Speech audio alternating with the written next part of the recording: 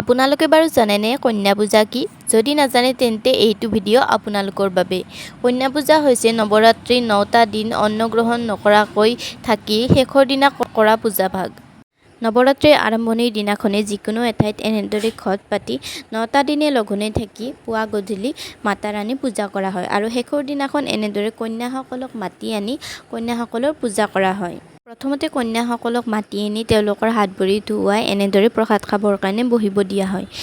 এই পূজাত কেৱল পুষ্পিতা নোহোৱা ছোৱালীবিলাককহে পূজা কৰা হয় বাবে ইয়াতে আপোনালোকে সৰু সৰু ছোৱালীবিলাককে দেখিব।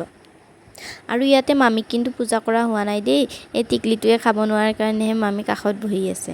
আৰু ইয়াৰ পিছত সকলোৰে মাজত অলপ অলপকৈ প্ৰসাদখিনি বিতৰণ কৰি দিয়া হ'ব। প্ৰসাদ হিচাপে ইয়াত পুৰি, কলা বুটৰ চব্জি আৰু চুজি মেইনলি দিয়া হয় আৰু তাৰ বাহিৰেও যাৰ যি ইচ্ছা দিব পাৰে।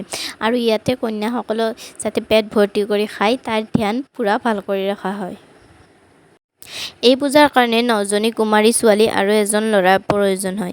ইয়াৰ ওপৰত হ'লেও কোনো কথা নাই, কিন্তু তলত হ'ব নালাগে বুলি বিশ্বাস কৰা হয়।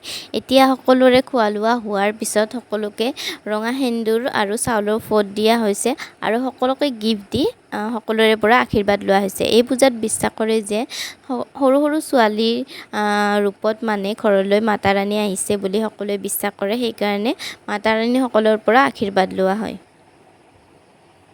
এই গিফ্টবোৰ নিজৰ ইচ্ছা অনুযায়ী দিয়া হয় যাতে কন্যাৰূপী মাতা ৰাণী সন্তুষ্ট হয়। আৰু জানেইতো সৰু ল'ৰা ছোৱালীয়ে গিফ্টবোৰ দেখিলে কিমান ভাল পায়, সেইকাৰণে তেওঁলোকক সন্তুষ্ট কৰাৰ স্বাৰ্থৰে তেওঁলোকক গিফ্ট দিয়া হয় আৰু মাতা ৰাণী সন্তুষ্ট হ'লেই গৃহস্থৰ কুশল হয় বুলি বিশ্বাস কৰা হয়। আৰু এইফালে আমাৰ 3জনী নতুন কন্যাও আহিছে আৰু এই টিকলিজনীক দেখিছেনে কিমান মৰম লগা, তাই গিফ্টটো দিয়াতে দেখি বৰ ফূৰ্তি পাইছিলে।